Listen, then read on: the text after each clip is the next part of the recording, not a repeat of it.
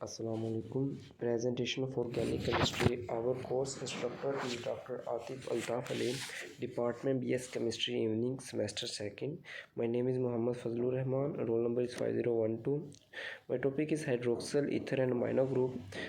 First of all hydroxyl में to होते हैं, अल्कोहल भी और फिनोल भी, ये जो कि दोनों के हाइड्रोक्सल्स होते हैं। तो फर्स्ट ऑफ ऑल हम अल्कोहल की डेफिनेशन को देखते हैं। The compound in which hydroxyl group is attached to an alkyl group are called alcohols. ऐसे कंपाउंड जो कि जिसमें हाइड्रोक्सल ग्रुप अल्काइल ग्रुप के साथ अटैच्ड हो, अल्कोहल कहा जाता है। या hydroxyl derivatives of alkanes are called alcohol. या the compound in which one hydrogen of water is replaced by an alkyl group. ऐसे कंपाउंड जिसमें वाटर का एक हाइड्रोजन अल्काइल ग्रुप के साथ रिप्लेस्ड हो जाए, उसको अल्कोहल कहा जाता है। और इनका ये जो general formula of alcohol is ROH होता है। ये एग्जांपल्स हैं एथेनॉल, 1 प्रोपानॉल, 2 प्रोपानॉल। उसके बाद फिनोल है, हाइड्रोक्सल डेरिवेटिव्स और benzene are called phenol. Benzene की जो हाइड्रोक्सल डेरिवेटिव्स है उसको फिनोल बोला जाता है। या ये भी कहा जाता है the compound in which one or more OH group are directly attach with aromatic ring are called phenol. इसका जो जनरल फार्मूला है ये ROR है। ये फिनोल की डायग्राम दी गई है। उसके बाद methods of preparation of alcohol. First of all hydrolysis of alkyl halide. Alkyl halides की हाइड्रोलिसिस, इसमें हम देख रहे हैं इथाइल ब्रोमाइड जब सोडियम हाइड्रोक्साइड के साथ रिएक्ट करेगा in the presence of aqueous heat, तो हमारे पास ethanol plus sodium bromide form हो जाएगा। उसके बाद reduction of aldehydes and ketones. Aldehydes और केटोन्स की रिडक्शन। अल्डिहाइड्स की जब भी रिडक्शन होगी तो ये हमें प्राइमरी अल्कोहल देगा, जबकि केटोन्स की रिडक्शन होगी तो ये हमें सेकेंडरी अल्कोहल देगा। इस तरह हम देख रहे होंगे जब एस्टल्डिहाइड की रिडक्शन में एडिशन ऑफ हाइड्रोजन हुई, एक हाइड्रोजन कार्बन के साथ अटैच हो गया, जबकि जो दूसरा हाइड्रोजन था वो ऑक्सीजन के साथ जाकर अटैच हुआ, और जिसकी वजह से ऑक्सीजन का जो डबल बॉन्ड था वो एक ब्रेक हो गया। इस तरह एसीटोन में भी जब H2 की एडिशन हुई तो ये हमारे पास 2 प्रोपानॉल बन गया, जो कि ये सेकेंडरी अल्कोहल है। इसी तरह प्रेपरेशन ऑफ फिनोल। तो फर्स्ट ऑफ ऑल जो है फ्रॉम क्लोरोबेंजीन, मतलब 2 मेथड इसको बोला जाता है। इसमें क्लोरोबेंजीन होता है जिसको ट्रीट किया जाता है, इसमें 10% सोडियम हाइड्रोक्साइड होती है, 360 सेल्सियस पर हीट होती है और 150 एटमॉस्फेरिक प्रेशर होता है, जिसके नतीजे में हमें सोडियम फेनॉक्साइड बनेगा। और जब ये सोडियम फेनॉक्साइड को मज़ीद HCl के साथ ट्रीट किया जाएगा तो हमारे पास फिनोल बन जाएगा और सोडियम क्लोराइड।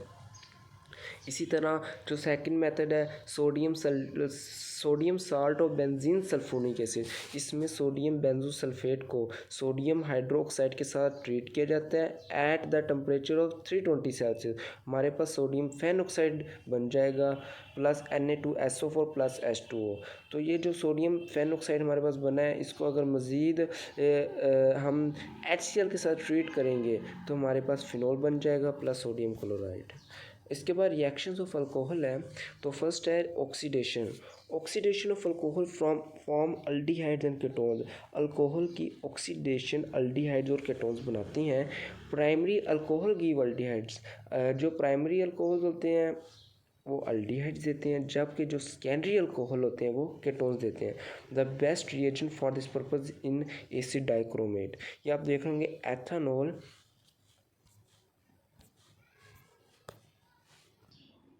ये देख रहे होंगे, ये हमारे पास ये एथेनॉल है। जब इसकी ऑक्सीडेशन हुई तो हमारे पास ये एस्टल्डिहाइड बन गया प्लस वाटर बन गया। इस तरह जब 2 प्रोपानॉल की ऑक्सीडेशन हुई तो हमारे पास एसीटोन जो कि सेकेंडरी अल्कोहल होता है प्लस H2। इसी तरह टर्शरी अल्कोहल, ये जो हमारे पास टर्शरी अल्कोहल है are resistant to oxidation by acid dichromate, they undergo elimination reaction to give alkenes. ये अल्कीन्स देता है, जब इनकी होगी जी ऑक्सीडेशन, ये हमें क्या देगा, अल्कीन दे देगा। ये देखेगा ये है 2 मिथाइल 2 प्रोपानॉल, जब इसकी ऑक्सीडेशन हुई तो हमारे पास 2 मिथाइल 1 प्रोपीन बन गया। उसके बाद सेकंड है डिहाइड्रेशन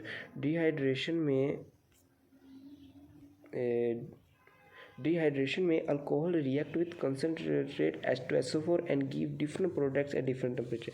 ये देखिए हाई टेम्परेचर पे डिहाइड्रेशन में एलिमिनेशन ऑफ वाटर होगी। ये हमारे पास है ये फार्मूला एथेनॉल का। इसमें जो CH3 होगा उधर से H जो होगा वो साइड पर आएगा और CH2OH, ये दोनों आपस में मिलकर हमारे पास वाटर बना देंगे और जिसके नतीजे पे हमारे पास अल्कीन बन जाएगा। इस तरह अगर लो टेम्परेचर और हाई अल्कोहल कंसनट्रेशन हो, इसमें आप देख रहे होंगे 2 एथेनॉल है और इनमें से एलिमिनेशन ऑफ वाटर होगी at the presence of concentration H2SO4 और टेम्परेचर 140 सेल्सियस है, तो हमारे पास डाई इथाइल ईथर बन जाएगा, ये डाई इथाइल ईथर और प्लस H2। उसके बाद जनरल ये रिएक्शन ऑफ फिनॉल आ जाते हैं। General phenol show 2 types of reaction, ये 2 टाइप्स के रिएक्शन शो।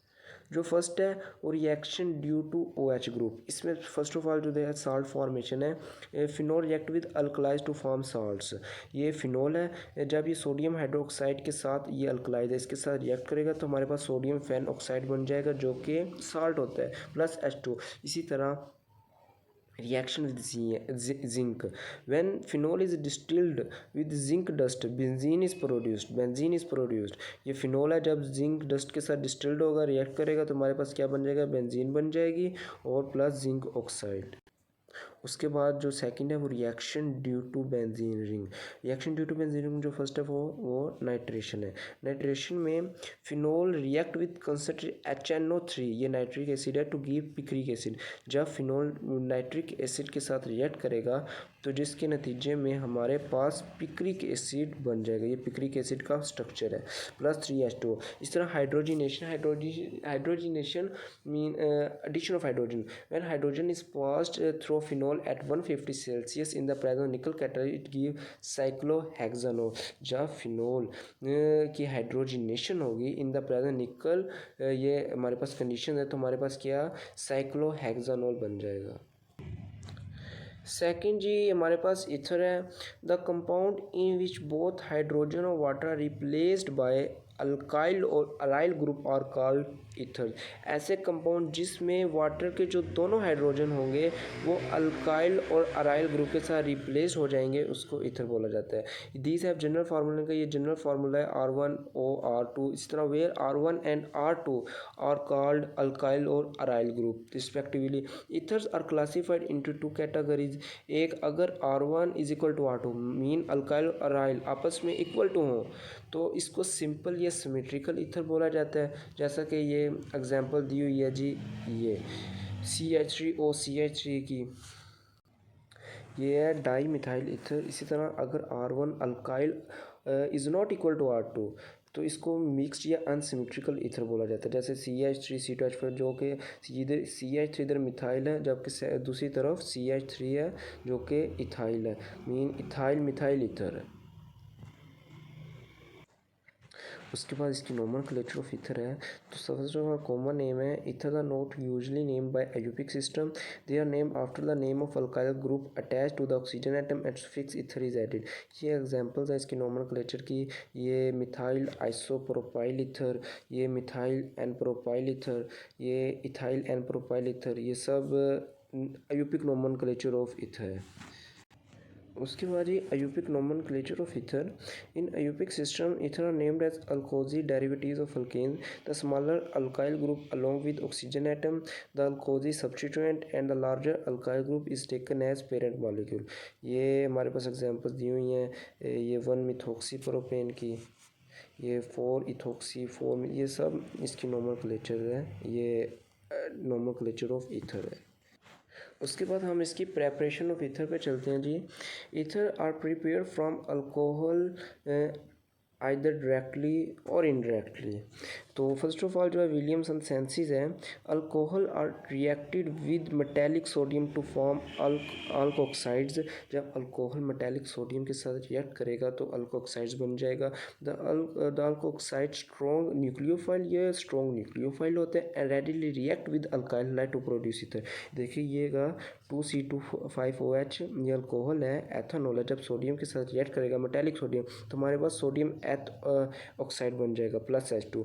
ये जो सोडियम ऑक्साइड बनेगा ये जब ये अल्काइल हलाइड के साथ जैसा कि ब्रोमोइथेन है इसके साथ रिएक्ट करेगा तो हमारे पास डाई इथाइल ईथर बन जाएगा। ये देखिएगा C2H5O इसके ऊपर पार्शियल नेगेटिव है, सोडियम के ऊपर पार्शियल पॉजिटिव है, जबकि CH2 के ऊपर पार्शियल पॉजिटिव है, ये ब्रोमीन के ऊपर पार्शियल नेगेटिव है। ये ऑक्सीजन जो है CH2 के साथ होगा, जिसकी वजह से ब्रोमीन का बॉन्ड टूट जाएगा और सोडियम का इधर से बॉन्ड टूट, जिसके सोडियम ब्रोमाइड इकट्ठे हो जाएंगे, ये बन जाएगा और डाई इथाइल ईथर बन जाएगा। उसके बाद ये फ्रॉम अल्काइल हैलाइड है। Alkyl halides are heated with dry silver to form ether. ये हमारे पास अल्काइल हैलाइड का फार्मूला है C2H5 इथाइल ब्रोमाइड। जब ये Ag2O ये ड्राई सिल्वर के साथ रिएक्ट करेगा तो हमारे पास डाई इथाइल ईथर बन जाएगा प्लस 2AgBr। उसके बाद इसकी केमिकल रिएक्टिविटी ईथर की, ethers are insert substances reagent like ammonia, alkalis, dilute acid and metallic sodium have no action on ether is cold state. They are also not oxidized or reduced easily. Ethers show few reactions. तो इसमें जो first reaction है, reaction with HI, ethers react with HI to give alcohol which will further give alkyl halide. जब ये हमारे पास ether है, जब ये HI के साथ रिएक्ट करेगा, जब ये ईथर डाई इथाइल ईथर है, जब ये HI के साथ रिएक्ट करेगा तो हमारे पास ये वाली एक, तो हमारे पास ये बनकर आ जाएगा प्लस आयोडीन। जब इसको मज़ीद आयोडीन के साथ रिएक्शन करवाएंगे तो हमारे पास अल्कोहल आ जाएगी, एथेनॉल प्लस ये और ये आ जाएगा C2H5I। उसके बाद reaction with PCl5, ethers also react with hot phosphorus pentachloride to give alkyl chloride. ये C2H5 ये डाई इथाइल ईथर जब पेंटाक्लोराइड फास्फोरस पेंटाक्लोराइड के साथ रिएक्ट करेगा तो हमारे पास अल्काइल क्लोराइड ये दिखेगा, ethyl chloride plus POCl3 form हो जाएगा। इसकी कुछ फिजिकल प्रॉपर्टीज़ हैं, दे आर वोलाटाइल लिक्विड, ये वोलाटाइल लिक्विड्स होते हैं। They are highly inflammable with low boiling points, ये लो बॉइलिंग पॉइंट पर बहुत ही जल्दी इन्फ्लेमेबल आग पकड़ लेते हैं। They are slightly soluble in water but freely soluble in organic solvents और दे गिव अल्काइल क्लोराइड। उसके बाद amino group, amino acids are organic compounds containing both a carboxyl and amino group। Amino acid को दरअसल amino group बोला जाता है। ये ऐसे ऑर्गेनिक कंपाउंड है जिसमें दोनों ग्रुप हो, कार्बोक्सिलिक ग्रुप भी हो और अमाइनो ग्रुप भी हो। All amino acid found in proteins, जो भी जितनी भी अमाइनो एसिड्स होती हैं प्रोटीन में फाउंड होती हैं, have a basic structure. All amino acid found in proteins, ये 2 दफ़ा लिखा गया, sorry. The human body needs high level of protein and peptide to function and for the body to be able pull this protein and protein peptide naturally it requires amino acid. ये example है glycine की, alanine की। ये हमारे पास ये glycine और ये alanine. उसके बाद नोमेनक्लेचर ऑफ अमाइनो एसिड, इसको रीड आउट करते हैं।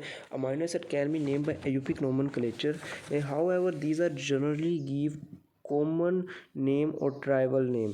The common name are given according to the original some property of amino acid. ये example है, glycine is named from Greek word. glycine को Greek word से name किया glyc, जिसका मतलब sweet होता है because it has sweet taste. Triosine is named from Greek word trios, जिसका मतलब चीज़ होता है because it was isolated from चीज़, ये क्योंकि चीज़ से isolated हो जाता है। From simplicity, amino acid are given abbreviation which are usually first 3 letters.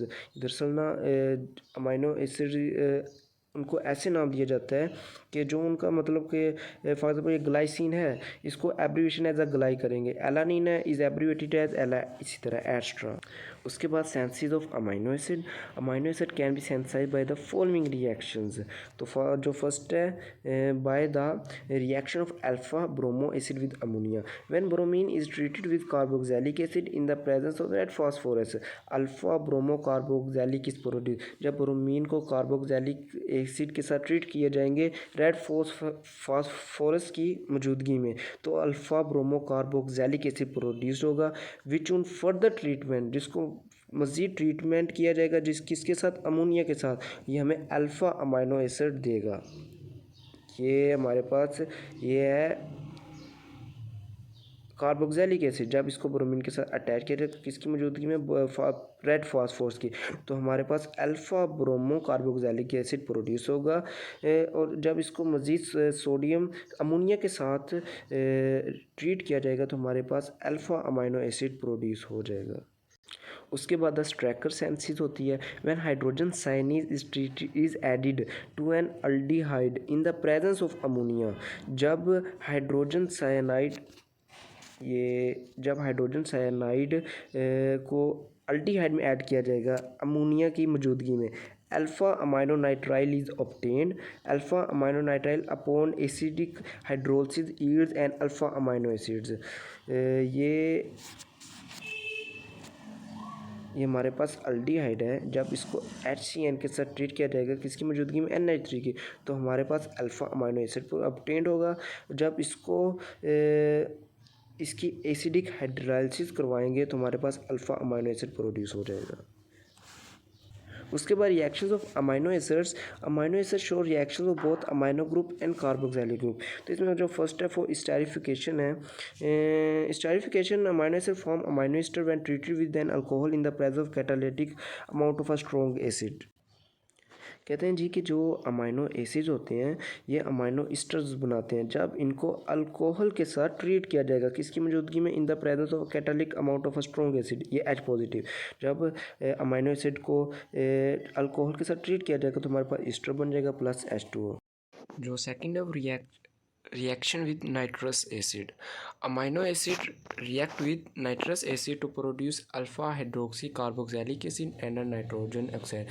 जब ये अमाइनो एसिड नाइट्रस एसिड के साथ रिएक्ट करेगा इन द प्रेजेंस ऑफ ये सोडियम नाइट्राइड प्लस HCl है तो हमारे पास अल्फा हाइड्रोक्सी कार्बोक्सिलिक एसिड और नाइट्रोजन गैस प्रोड्यूस होगी प्लस वाटर। अगर nitrous acid is produced by the reaction of sodium nitride and HCl, जो होती है जी नाइट्रस एसिड, ये जब NaNO2 प्लस HCl आपस में रिएक्ट करेंगे तो हमारे पास सोडियम क्लोराइड और HNO2 mean nitrous acid produce हो जाएगा। शुक्रिया, अल्लाह हाफिज़, थैंक यू।